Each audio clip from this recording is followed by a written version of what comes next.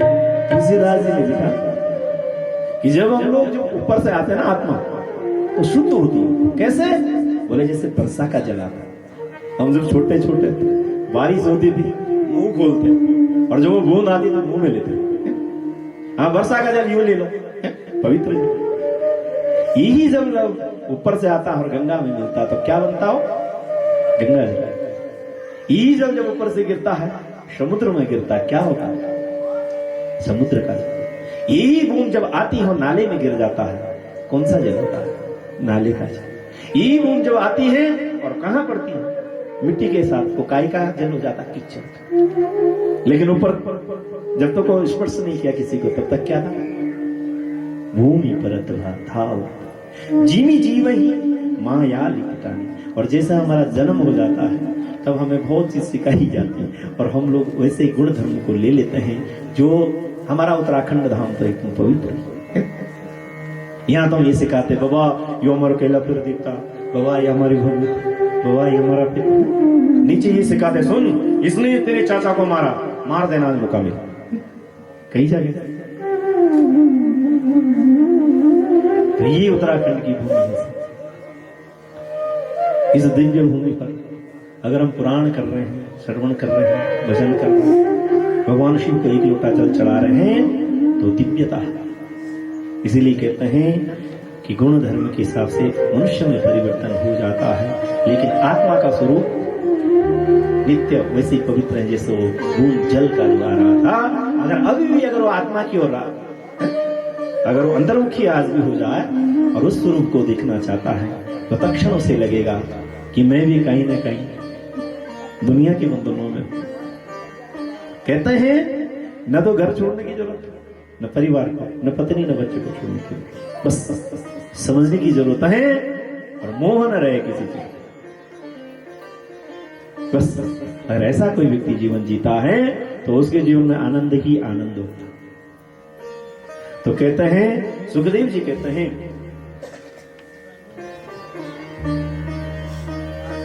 मामयि प्रबध्यन्ते मायामेतां तरन्ति ते। जो भगवान को मानता है वही भगवान उस माया से है।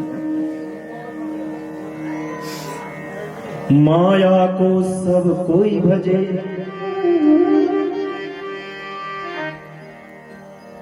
माया को सारे लोगों बसते हैं। गोविंद भजे न को योगरावि गोविंद भजे, माया ताकी हो। थोड़ा समझने की बात, वही चाबी हम लगाते हैं ताले में, यूं करते हो बंद हो जाता है, वही चाबी लगाते हैं इधर घुमाते हैं और खुल जाता है चाबी। जनक राजा बैठा है और देख रहा है अपनी राज्य की, वो कह रहा है कि मैं फंसा पड़ा हूं इस राज्य, नहीं तो मैं साधु बनता, वीर बाहर निकल जाता। अष्टावक्र आए और कहा, हे जनक क्या सोच रहे? बोले गुरुदेव आपका कितना दिव्य जीवन है, सब साधु कंदराओं में बैठे भजन कर रहे, मैं यहां फंसा पड़ा। तो कहा, सुन अभी जनेऊ बाहर निकाल, संकल्प ले हाथ और ये राज्य मुझे दान कर। जनक ने कहा, प्रभु अगर आप इस राज्य को संभाल लो तो मुझे बड़ी प्रसन्नता हो। इतना ज्ञान हमें थोड़ी नहीं कि प्रजाओं के साथ कैसे रहे, क्या रहे, गुरुदेव संभालेंगे तो मुझसे भी अच्छा संभाले। और संकल्प किया, उठाया और अष्टावक्र के हाथ में दे दिया। अष्टावक्र ने कहा, सुनो मैं कौन हूं तुम्हारा? बोले आप मेरे गुरुदेव। तो सुनो तुम मेरे शिष्य हो और तुम्हारा कर्तव्य है कि गुरु की आज्ञा का पालन करना। बोले हाँ। अष्टावक्र ने कहा, सुन ये राज्य मेरा है, लेकिन मैं अब तुम्हें कहता हूं कि इस राज्य को संभाल के रखो, ये मेरा है। और तत्पश्चात जब राजा जनक ने फिर उस राज्य को चलाया तो कहीं टेंशन था, कोई चीज नहीं, परेशानी नहीं। अब वो अपना नहीं मान रहा, अब वो कह रहा है गुरुदेव का, गुरुदेव जैसे आज्ञा करेंगे मुझे वही कार्य करेगा। लेकिन पहले भी वही काम कर रहे थे, आज भी वही काम कर रहे हैं। लेकिन पहले बोझ लेकर काम कर रहे थे, आज बोझ नहीं उनके पास। वो ये सोच रहे हैं कि मैं गुरु जी की आज्ञा का पालन कर रहा हूँ और भी हर्ष हो रहा है। तो इतना सा फर्क है समझने। अगर हम संसार में हैं, अगर समझ गए तो हम भी तब भी साधु हैं, और नहीं समझे तो हमारे मामा जी आए सेवा जी गंगा प्रसाद इतने भक्त भी 8 गांव वहां सारे कीर्तन भजन उन्होंने प्रदान कर। आज मैं यहाँ कथा कर रहा हूं तो इनके ही वजह से खेची गई जरी इस कथा करते मामा जी मुझे तो नहीं करने का था, बस मुझे बस गंगा के किनारा मिला हुआ है। तब तट निकटे यस्य निवासा खलु वैकुंठे तस्य निवासा। मेरे मामा जी मैं नहीं पढ़ता किसी चक्कर, मैं ठीक हूँ। और मुझे ये सौभाग्य है कि सारी दुनिया के जो पुरोहित है वो गंगोत्री के ब्राह्मण लोग हैं सारे, और मैं उनका ब्राह्मण। बस मुझे इससे ज्यादा क्या गौरव है, गौरव क्या मिला इससे? मतलब इतने में शांति है, 2 रोटी गंगा जी दे रही है बस। नहीं कथा कर, और लाते लाते लाते आज मानपुर भी पहुंच गए। तो मामा जी कह रहे हैं कि जो महात्मा कुछ बैठे हैं वो उनके पास माला है, और वो गोविंद नहीं जप रहे, गंगा नहीं जप रहे, वो कह रहे हैं सिमट सरिया, सिमट सरिया, क्योंकि उन्हें आश्रम बना। तो कहने के बाद सच्ची में होगा विष्णुर माया भगवती ये सम्मोहितम जगत है। अरे ये सारी माया से बना हुआ संसार है, कब भगवती पकड़ कर माया में लगा दे, कब बाहर कर दे पता क्या। चंडी में लिखा हुआ है ज्ञानी नाम अपि चेतांसी भगवती शाह बलादाकृष्य मोहाय मां माया वृक्ष। जो बड़ा ज्ञानी बनता है कि माया छोड़ते हैं, भागते हैं, भगवती बलपूर्वक उसके बाल पकड़ती है, अच्छा माया छोड़ेगा, बाद में उसको माया में लगा। इसमें कई कथाएं ऐसी हैं जिन्होंने सब कुछ छोड़ दिया था लेकिन घूम फिर के फिर माया प्रारंभ। तो तभी हो सकते हैं माया को सब कोई भजे, गोविंद भजे न को, जो कदापि गोविंद भजे माया का की हो। जब हम भगवान को आगे रखेंगे तब माया हमारे अधीन होगी, नहीं तो माया के अधीन हो जाए। तो यहां पर वो कथा कर रहे हैं अभक्ता तास्य विज्ञाया नादो कथा नादूष कथा। अभक्त मान करके हे 88,000 ऋषियों, सुखदेव जी ने देवताओं को कथा नहीं दी। सुरा नाम अपनी दुर्लभम, देवताओं को यह कथा दुर्लभ है और उनको वापस भेज दिया। देवता लोग अमृत कलश लिए हुए मुंह लटकाने लगे, दुनिया में सबसे श्रेष्ठ तो अमृत है। अरे हमें अमृत नहीं ठुकरा दिया उन्होंने, क्या बात होगी? तो कहां पहुंचे? ब्रह्मदेव के पास, और सब देवताओं ने ब्रह्मदेव से हाथ जोड़कर कहा प्रभु आज हम ये अमृत लेके गए थे जिसके लिए सारे देवता भी तरस, लेकिन उन्होंने वापस भेज दिया। तो क्या है उस कथा में ऐसे? ब्रह्मदेव बुजुर्ग हैं, ब्रह्मदेव ने कहा आज क्या कहें, 7 दिन तक उस कथा को पूरा होने दो, देखते हैं तब लगाएंगे अनुमान क्या क्या है। इस प्रकार से बात करी और तत्पश्चात क्या हुआ? 7वें दिन राजा मने दिन उस कथा के प्रताप से सुखदेव जी ने वो कथा सुनाई और परीक्षित महाराज को मोक्ष हो गया। तो सबको जो है विस्मय होने लगा, ये हुआ कैसे? तो ब्रह्मदेव ने क्या किया? एक तराजू लिया, इधर वेद वेदांग शास्त्र सारे रख दिए, एक तरफ भागवत को रखा। भागवत का पड़ला इतना भारी गा, लघु नन्यानि जातानि गौरवेण इदं महते। इतना गौरवशाली यह पुराण हो गया कि सारे शास्त्र छोटे थे। तदा ऋषिगणा सर्वे विस्मयं परमं ययुः। फिर भी विस्मय होने लगा, अरे इतना बलशाली ये शास्त्र। तीसरे सबसे बड़ा शास्त्र कौन हुआ? भागवत। बोली श्रीमद् भागवत महापुराण की जय। तो अब बताओ अमृत बड़ा है कि कथा अमृत बड़ा? क्या लगा? कथा अमृत बड़ा। उचित बोली ऊपर पता ही धर्म की क्लास है, जब स्कूल में ना तो गुरु जी पूछा बीच में। तो यहाँ क्या कहते हैं कि जिसको व्यास से गदी मिली वो गुरुदेव है, गदी की मर्यादा। और दूसरी बार वैसे सबके घर में आते हैं व्यासदेव जी के, व्यासाय विष्णु रूपाय व्यास रूपेण विष्णु। जब आपके घर में बेटी के लिए दूल्हा आता ना तो भी वही होता ना, उसकी वजह से दुल्हा तो नारायण और इस कथा का दुल्ला कौन होता? व्यासदेव। और इसको विष्णु स्वरूप माना है? और ये गुरु होती, गुरु और गुरुपंक्ति होती, इसमें उम्र नहीं देखते।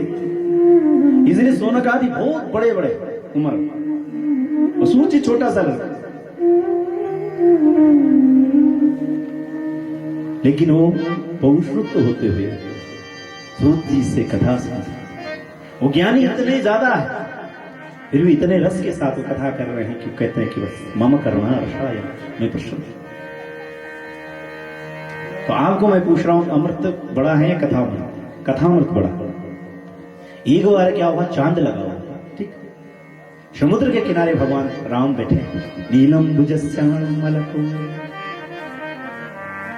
सुग्रीव भी साथ में बैठा। उसी समय विभीषण आता, भगवान को प्रणाम करना, समुद्र की लहरें चल रही। विभीषण कहता है, प्रभु मुझे चिंता। राम भगवान ने कहा, काय की चिंता? प्रभु कल अमर सेना भेज रहा है राम, और अमर सेना अमृत पी, ये मरेंगे। जितने भी भालू बंदर मुझे दिख रहे हैं, ये मारते मारते खुद थक जाएंगे, मर जाएंगे। अमर सेना का कुछ कर नहीं सकते, क्योंकि असस्तामा बलिरभ्यासु हनुमानुम च विभीषण। मैं भी उस अमर सेना का नायक, मैं भी अमर हूं, और मैं उस सेना का बल जानता। भगवान राम ने सुग्रीव की ओर देखा, हे राजन बताओ क्या करें?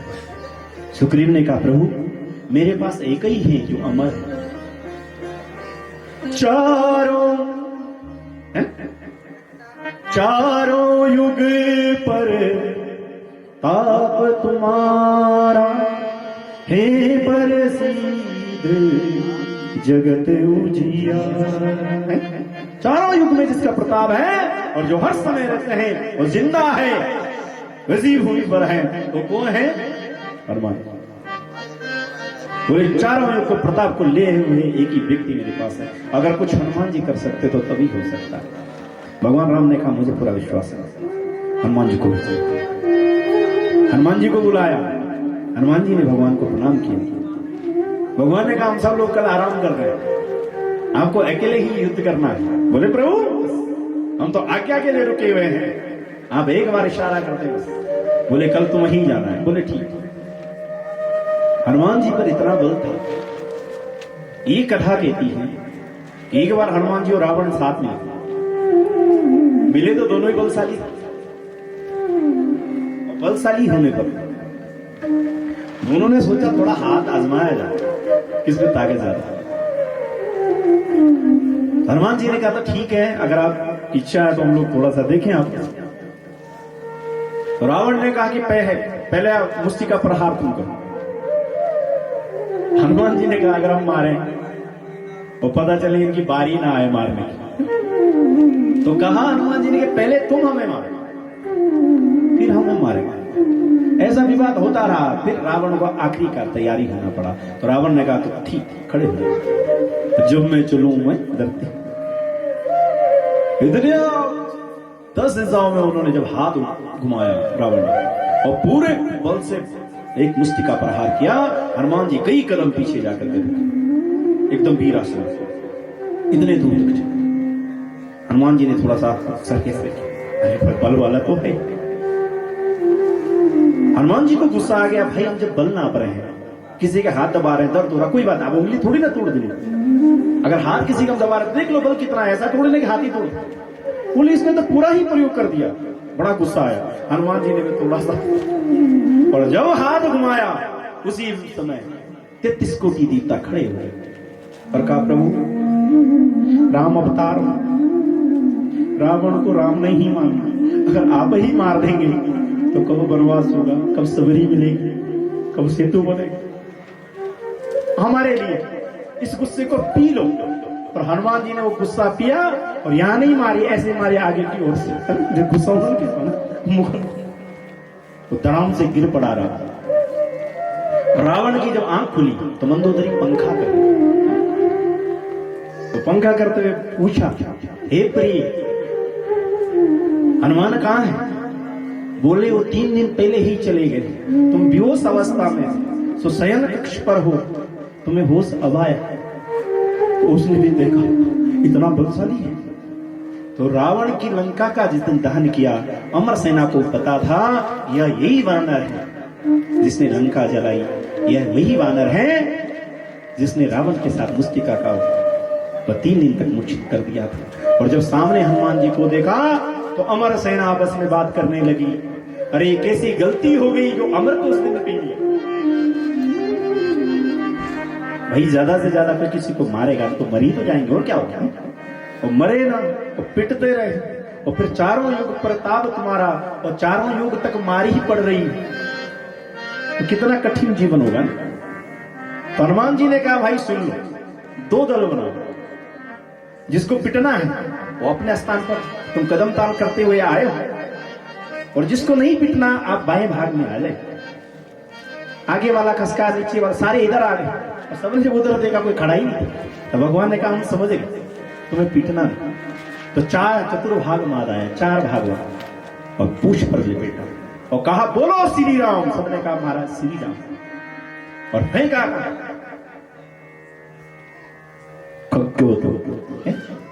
खगोल शास्त्र हमारा जो कहता तारा मंडल में फेंक दिया, और वो वहीं 4 भाग में ही फेंक दी। तो कहने के बाद अमृत पिए हुए लोग थे वो भी पछता रहे। अगर जीवन लंबा हो जाए और दुखी हो जीवन तो कैसे काटेंगे। तो कथा अमृत कितनी अच्छी है, तो कथा अमृत अच्छी है या ये वाला अच्छा है। तो कथा अमृत सर्वोपरि है, और ये देवता किसी को देते भी नहीं है। बताते हैं जब हम स्वर्ग में पहुंचते हैं तो थोड़ा सुंगा देते हैं, और जिसका ज्यादा पुण्य होता है उसमें एक माला उस दिन डाल देते हैं कि भाई बड़ा पुण्य किया, गले में डाल दी माला। और तत्पश्चात होता क्या है कि वो माला जैसे जैसे सूखती, तो जिसको पहना रखी है वो भी सूखता, उसे पता है जैसे ये माला सूखेगी छिन्नी पुण्य मृत्यु ही, फिर मुझे जन्म लेना पड़ेगा और वापस इस धराधाम पर माँ की कोख में जाना। तो कहने की बात यह है कि कथा अमृत जहां भी हमें रखेंगे ना, चाहे विधि रखे राम ताही विधि रही है, विधि का विधान जान हानि का। तो कथा अमृत सर्वोपरि है।